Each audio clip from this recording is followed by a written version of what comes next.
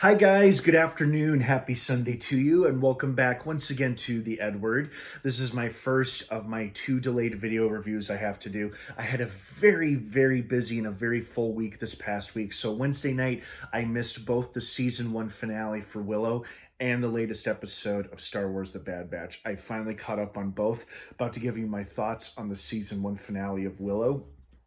Excuse me, before I do that, in case you're like me and you aren't caught up on Willow by the most recent and final episode of Season 1, the one that dropped this past Wednesday, you do not want to keep watching or listening to this video, as I will be discussing spoilers, plot details, character stuff, all that jazz. That being said, you have been warned. Thank you for your patience. I do apologize for the delay, but here we go.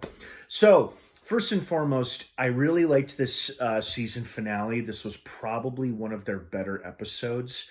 I like how they kind of defeat the old crone, but the Wyrm still lives. And I'm glad that the Wyrm still lives, because it means that we could probably get 1 or 2 more seasons out of this. And based on the final scene of this episode, when we see somebody putting the book back that says Volume 1, we see Volumes 2 and 3 right there, meaning that Disney Plus hopefully intends to make at least 2 more seasons out of this show. We have no official word as of yet as to whether or not the show is getting canceled or renewed, so hopefully we'll get that information sooner rather than later. But in the meantime, let me just tell you what I thought about the Season 1 finale. You know, it surprised me. I really thought Eric was going to be our new bad guy moving forward if they defeated Bavmorda, like he'd escape as a possessed Eric. But they were able to bring him back to the light, literally, and they were able to get him back because, you know, at first I thought with that first blast to the chest of magic, he would have snapped out of it. But he was like, no, she showed me the truth. Ah! And then he fights his sister and whatnot. So that was cool. I love that we got a proper showdown between Bavmorda's spirit and Elora Danan as a full-grown woman. Like, she was just a baby in the original movie, and now we got to have a proper sorceress duel of, like, blasting magical beams at one another and whatnot. So that was pretty cool. That was a great fight scene. Speaking of fight scenes, I wish we would have seen Borman's almost last stand, because he apparently survived whatever it was that was coming at him in that room when he kicked the girls out and gave them the armor. That armor was badass, by the way. I could see why he wanted it so bad, but he ultimately made the right call in giving it to Kit, so that was cool of him.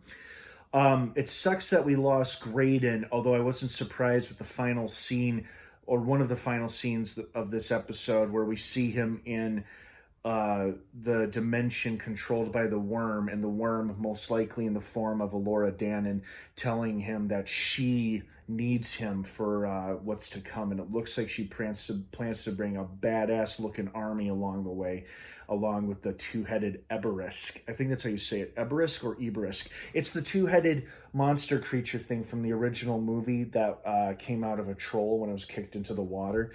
You know, that thing.